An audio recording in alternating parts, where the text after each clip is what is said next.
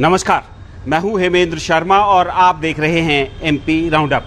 मध्य प्रदेश में नगर निगम के चुनावों से पहले भारतीय जनता पार्टी और कांग्रेस पार्टी के बीच घमासान छिड़ा हुआ है। बुधवार सुबह भारतीय जनता पार्टी के प्रदेश प्रवक्ता डॉक्टर हितेश वाजपेयी ने कांग्रेस पार्टी के प्रदेश अध्यक्ष और मध्य प्रदेश के पूर्व मुख्यमंत्री कमलनाथ के ऊपर कांग्रेस पार्टी के मेयर के टिकट्स को करोड़ों में बेचने के गंभीर आरोप लगाकर सनसनी फैला दी। सबसे पहले सुन लीजिए डॉक्टर वाजपेयी को, जो कि पूर्व में कैबिनेट रैंक के दर्जे से भी नवाजे जा चुके हैं। सुबह बहुत विचित्र किस्म की सूचनाएं प्राप्त हो रही हैं। कांग्रेस में कमलनाथ जी ने लगभग महापौरों के टिकट फाइनल कर दिए हैं। सुना है इंदौर का 5 करोड़, भोपाल का 3.5 करोड़, सागर का 2.5 करोड़, ऐसे ग्वालियर और सभी जगह। हालांकि कुछ नगर निगम अभी बाकी हैं। आपको लग रहा होगा रेट क्यों कम है, तो कांग्रेस के सर्वे में ये सीटें हैं घाटे की, नेगेटिव है, लेकिन धंधा चालू है। 15 तारीख के बाद नगर पालिका अध्यक्ष के लिए पार्षदों के भी रेट ये खोलने वाले हैं। बस उनकी हिदायत ये है कि शपथ पत्र भरना पड़ेगा। तो कांग्रेस की मंडी चालू हो गई है। 10 तारीख तक कमलनाथ जी अपने स्वयं के विधायकों को रोकने के लिए खूब मोटी राशि के साथ भेजे गए हैं राज्यसभा चुनाव हेतु। वहां से फ्री होने के बाद वो यहां का निपटारा करेंगे। डॉक्टर वाजपेयी के इन आरोपों पर कांग्रेस पार्टी ने मानहानि का केस दर्ज करने की धमकी दी है।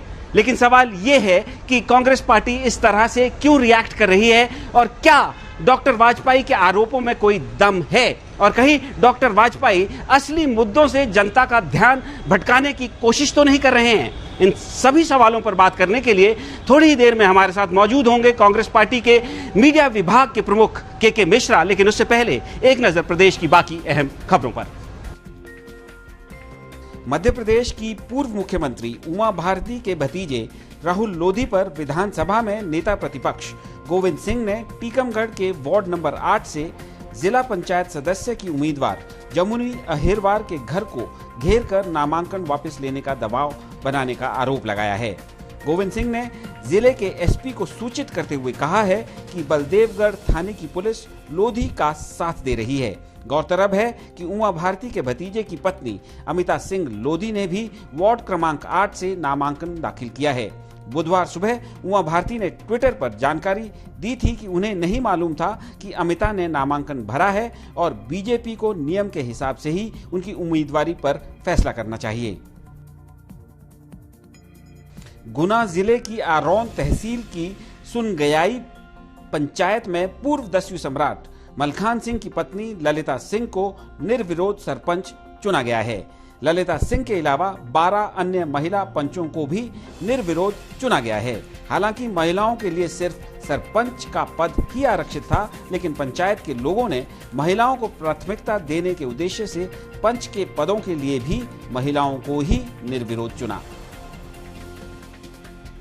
आगर जिले की तनोड़िया पंचायत में अंतर्राष्ट्रीय शूटिंग खिलाड़ी संजय सिंह की मां सपना कुंवर ने सरपंच पद के लिए नामांकन दाखिल किया है।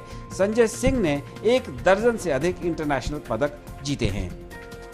और अब हमारे साथ मौजूद हैं कांग्रेस पार्टी के मीडिया डिपार्टमेंट के प्रमुख के मिश्रा। सर, आपका स्वागत है सबसे पहले तो एमपी तक पर।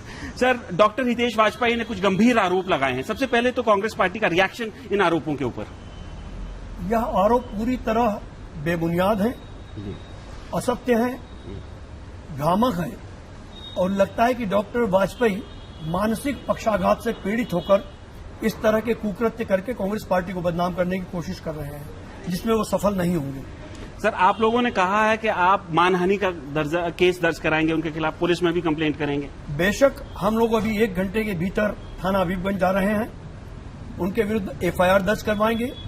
मानहानि का नोटिस लगभग तैयार हो चुका है, कल उन्हें नोटिस भी सर्व हो जाएगा और उनका जवाब आने के पहले ही हम लोग मानहानि का प्रकरण कोर्ट में दायर कर देंगे। सर, मेरा आपसे सवाल यह है कि आप ऑपोजिशन में हैं, भारतीय जनता पार्टी जो है रूलिंग पार्टी है मध्य प्रदेश की, आपके जनता के मुद्दे उठाना आपका काम है, लेकिन रूलिंग पार्टी इस तरह के एलिगेशंस लगा करके कहीं जनता के मुद्दों से ध्यान तो नहीं भटका रही है, क्योंकि आप उनके ट्रैप में आ रहे हैं, मानहानि का केस दर्ज कर रहे हैं। तरह या तो भारतीय जनता पार्टी स्पष्ट करे कि यह हितेश वाजपेयी जी का निजी विचार है, मगर मैं निजी विचार इसलिए नहीं मानता हूं कि वे मौजूदा वक्त में जहां पहले संवाद प्रमुख थे वहां राजनीतिक मजबूरी और राजनीतिक शौक की वजह से उन्होंने मीडिया का प्रवक्ता बनना भी मुनासिब समझा है। तो चूंकि उनकी आवाज पार्टी की आवाज है, तो भारतीय जनता पार्टी स्पष्ट करे कि क्या वह भी इस आरोप में शामिल है।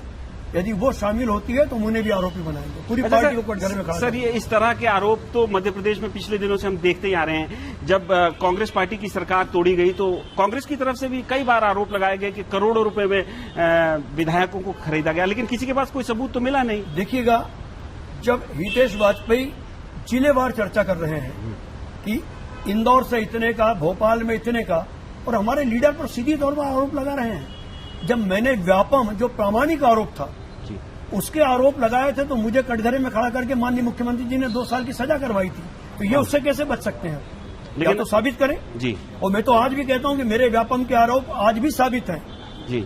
लेकिन सर, वो जो गोंदिया वाला मामला था उसमें तो कोई गिरफ्तारी हुई नहीं, किसी का कोई पूरी तरह दस्तावेज गायब कर दिए गए। हमने कोर्ट में कहा है और मैं सुप्रीम कोर्ट से बरी होकर आया हूं।